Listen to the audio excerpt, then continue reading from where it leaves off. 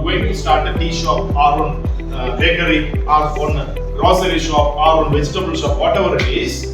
So many shops are there in that particular location. Many services are there in that particular location. You need to understand the needs of the customer, what kind of problems they are facing by the existing providers, existing business people or existing product.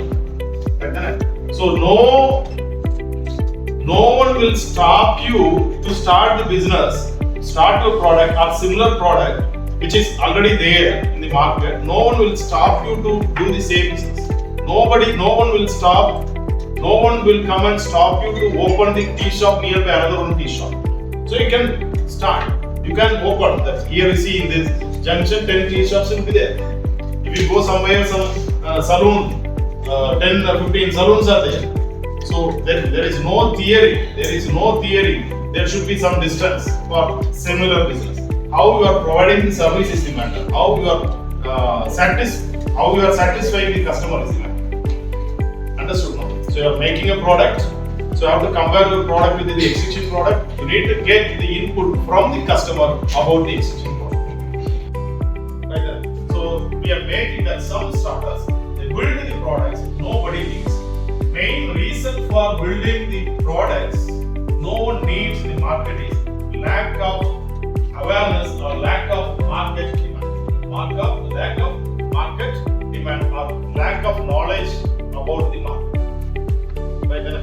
So if you want to start the startup, so first you need to understand the need of the product in the market. So design thinking. So that is the design thinking process. First we need to do the design thinking process. What is the design thinking process? What is the design thinking process? Before going to start the business, we need to do the design thinking process. What is the design thinking process? We'll give the design thinking. Through the design thinking process, you can understand, use empathy and interview. Focus on real user pain. Real user pain. For example, you consider this is a product. The pen is a product. I am the user of this pen. So this is a pen I am using. I am the user for this pen. You are also coming up with one new pen. So you need to make me to switch over to your pen.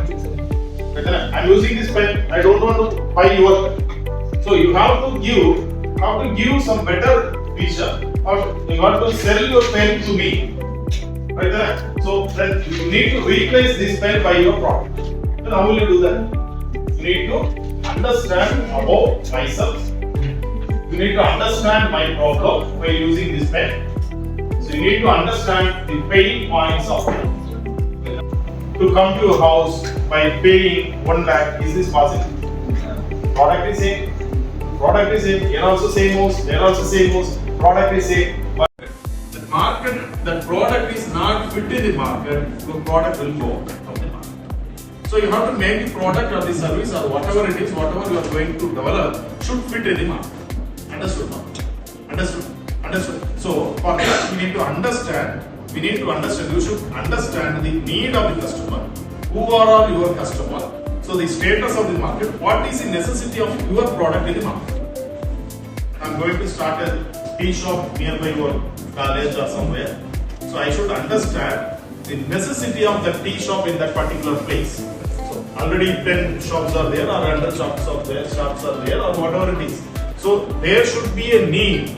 There should be a need for establishing the business in that particular area.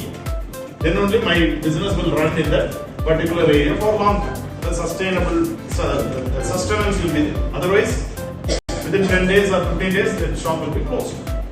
So you can see number of startups are coming. Many startups are coming. Every day you can see in your area, shops are opening. So with the knowledge about what? Yes, customer requirement. One is the customer requirement. They are missing to understand the needs of the customer. Location means that yes, that where they are fixing their product. Then next, price. Price of the product. Then quality of the product.